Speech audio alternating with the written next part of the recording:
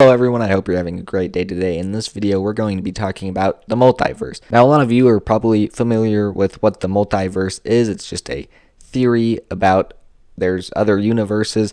A lot of it, people believe, has to do with time travel and just time splitting into two different ways. And some people also just think it'd just be other universes, nothing to do with time travel. Kind of just depends. It's definitely a really cool topic, a really cool theory. In fiction, it's been a little bit overused at this point, but I wanted to dive deeper into the history of the multiverse and mainly just the way it's been used in fictional franchises. It's not completely clear who came up with the multiverse theory and who's responsible for how it evolved. One of the first people was a Greek philosopher named Anaximander. That's an interesting name. Who a lot of people I give credit for coming up with or laying the foundation of the theory or just having some influence on the theory. Since then, there's a lot of other people that have been kind of suspected to have some influence on that. Winston Churchill is actually an example. He mentioned it in the early 30s in his autobiography. But the very first time it was used in fiction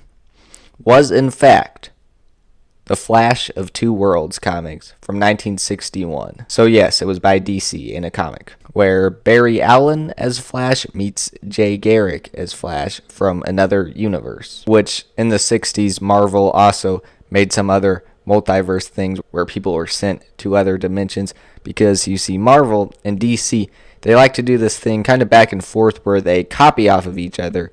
And a lot of the time, it's almost immediately after one of them comes up with an idea, so it just makes it really confusing who came up with what first. Probably more times than not, it's Marvel, but they're both pretty guilty. And another thing this is called is also like fan service, where they don't just do it for the sake of the story. They do it because like fans like want to see that, because up until that point, like Jay Garrick was the Golden Age Flash and just a different version of the character, and so that's just a really neat way to acknowledge that they can both exist. So in the 60s and 70s there was a little bit more of that stuff, but probably the most significant one was Crisis on Infinite Earths, which was a DC series in the 80s, basically where you saw the characters like seeing themselves in other realities. And another thing is the Back to the Future franchise. It's a really good trilogy where time traveling basically creates an alternate reality. Most of the time in those movies, stuff doesn't change too much. It's just like little details. But the particular one I'm thinking about in the second movie is actually the dark reality, where the evil villain Biff like rules the whole town. That's another really interesting one. So a lot of it does have to do with time travel and messing stuff up, which also happened in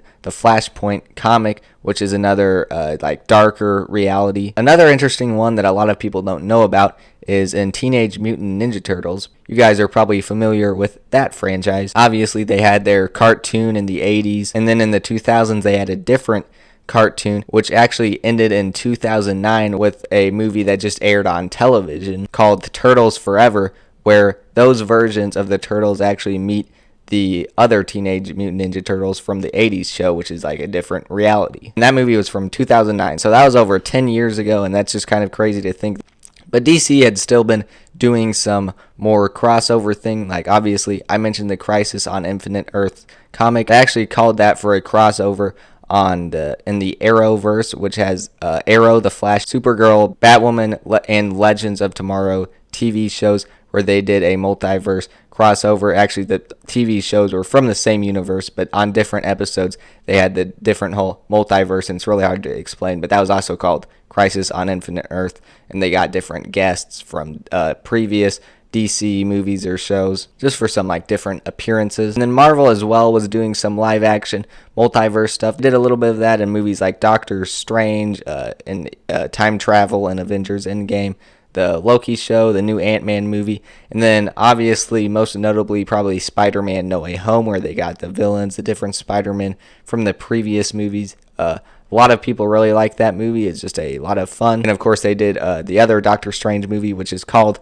Multiverse of Madness, with some other characters. And the second Into the Spider-Verse movie just came out this summer. So a lot of people were really hyped about that. And then back to DC, they also just released the Flash movie, which had the multiverse with Michael Keaton as Batman, and then some new stuff with Supergirl. So there's definitely a lot of interesting things that they've been doing with that, and just the idea of infinite realities in fiction. And it's just cool to see different versions of different characters, and fans just really like that. That was sort of a brief summary of some of the neat things they've been doing with the multiverse. Let me know what you think about the multiverse in the comment section below. Thank you guys so much for watching, and I'll see you guys in the next one.